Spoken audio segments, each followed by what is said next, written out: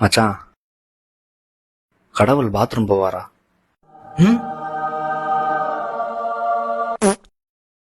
அவர் ஒண்ணுக்கு போனா எப்படி இருக்கும்? மழை பெய்யும், குசு போட்டா இடி இடிக்கும்.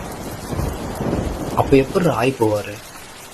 ஆயா எங்க போவாரு? ஆய்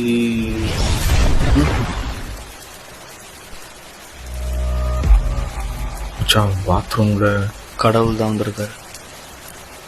கேமரா ஆன் பண்றா. மச்சான் யோசிக்காம கேட்டுடா. கடவுளே, நீங்க எப்படி ஆகி போவீங்க?